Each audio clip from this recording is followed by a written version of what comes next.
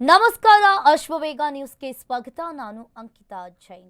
ದೆಹಲಿಯ ಕೆಂಪುಕೋಟೆ ಬಳಿ ಸಂಜೆ 6:52ರ ಸುಮಾರಿಗೆ ಕಾರು ಸ್ಫೋಟ ಪ್ರಕರಣಕ್ಕೆ ಸಂಬಂಧಪಟ್ಟಂತೆ ಎನ್ಐಎ ತನಿಖೆಯ ವೇಳೆ ಸ್ಫೋಟಕ ಮಾಹಿತಿಗಳು ಬಹಿರಂಗವಾಗಿದೆ.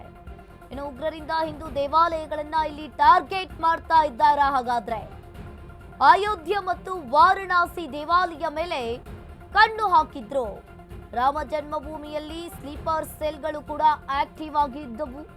ಇನ್ನು ಸಂಚು ರೂಪಿಸಿದ ಭಯೋತ್ಪಾದಕಿ ಶಾಹೀನ್ ಶಾಹಿದ್ ದಾಳಿ ಪ್ಲಾನಿಂಗ್ ಹಂತದಲ್ಲಿಯೇ ಎಟಿಎಸ್ನಿಂದ ಈಗಾಗಲೇ ಬಂಧನವಾಗಿದೆ. ಸ್ಫೋಟಕಗಳ ಸಮೇತ ಈಗ ಡಾಕ್ಟರ್ ಶಾಹೀನ್ ಶಾಹಿದ್ನನ್ನ ಅರೆಸ್ಟ್ ಮಾಡಿದ್ದಾರೆ.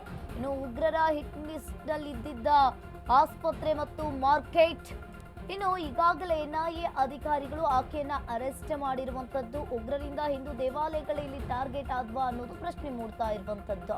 ಇನ್ನು ಅಯೋಧ್ಯೆ ಮತ್ತು ವಾರಣಾಸಿಯ ದೇವಾಲಯ ಮೇಲೆ ಆ ಟೆರರಿಸ್ಟ್ಗಳು ಕಣ್ಣು ಹಾಕಿದ್ದಾರೆ. ರಾಮ ಜನ್ಮಭೂಮಿಯಲ್ಲಿ ಈಗಾಗಲೇ ಸ್ಲೀಪರ್ ಸೆಲ್ಗಳು ಕೂಡ ಆಕ್ಟಿವ್ ಆಗಿದ್ದಾವೆ.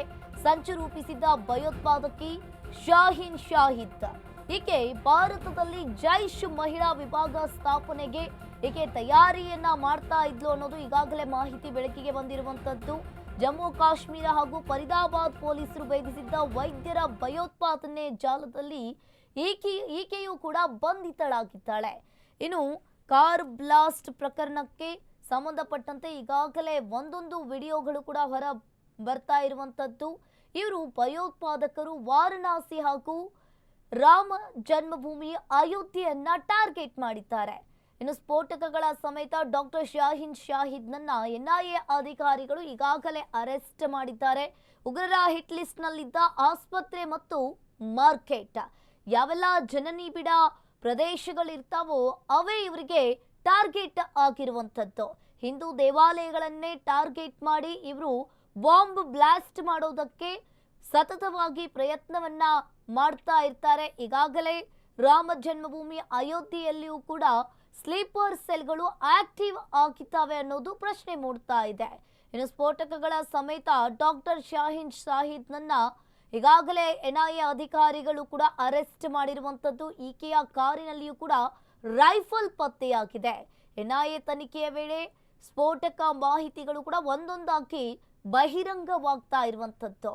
ಹಿಂದೂ ದೇವಾಲಯಗಳು, ಹಿಂದೂ ದೇವಸ್ಥಾನಗಳು ಹಾಗೆ ಹಿಂದೂ ಯಾವೆಲ್ಲ ಜನನಿಬಿಡ ಪ್ರದೇಶಗಳಿರ್ತಾವೋ ಈ ಭಯೋತ್ಪಾದಕರಿಗೆ ಅವೇ ಟಾರ್ಗೆಟ್ ಆಗಿರುವಂತದ್ದು. ಇನ್ನು ಅದೇ ರೀತಿಯಾಗಿ ಭಾರತದಲ್ಲಿ ಜೈಷ್ ಮಹಿಳಾ ವಿಭಾಗ ಸ್ಥಾಪನೆಗೆ ಹಾಗೆ ಮಹಿಳಾ ಭಯೋತ್ಪಾದಕರನ್ನ ತಯಾರಿ ಮಾಡುವಲ್ಲಿ ಈ ಶಾಹೀನ್ ಶಾಹಿದ್ ಕೂಡ ಹಿಟ್ ಲಿಸ್ಟ್ ನಲ್ಲಿ ಇದ್ದಾಳೆ ಅನ್ನೋದು ಗೊತ್ತಾಗ್ತಾ ಇದೆ. ಇನ್ನು ಕೆಂಪುಕೋಟೆಯ ಬಳಿ ಸ್ಫೋಟ, ಡಾಕ್ಟರ್ ಕಾರ್ ಬಾಂಬರ್ ಕೃತ್ಯ ಕೂಡ ಈಗಾಗಲೇ ಬೆಳಕಿಗೆ ಬಂದಿರುವಂತದ್ದು. ಇನ್ನು ಸಂಜೆ 6:52ರ ಸುಮಾರಿಗೆ ಈ ಕಾರು ಬ್ಲಾಸ್ಟ್ಗೊಂಡಿರುವಂತದ್ದು. 5 ವೈದ್ಯರಲ್ಲಿ ಈಕೆಯೂ ಕೂಡ ಒಬ್ಬಳಾಗಿರ್ತಾಳೆ ಶಾಹೀನ್ ಶಾಹಿದ್. ಈಕೆಯೂ ಕೂಡ ಈ ಬಾಂಬರ್ ಕೃತ್ಯಗಳಲ್ಲಿ ಪಾಲ್ಗೊಂಡಿರ್ತಾಳೆ ಅನ್ನೋದು ಎನ್ಐಎ ಅಧಿಕಾರಿಗಳ ಮುಂದೆ ಈಗಾಗಲೇ ಮಾಹಿತಿಗಳು ಬೆಳಕಿಗೆ ಬರ್ತಾ ಇರುವಂತದ್ದು.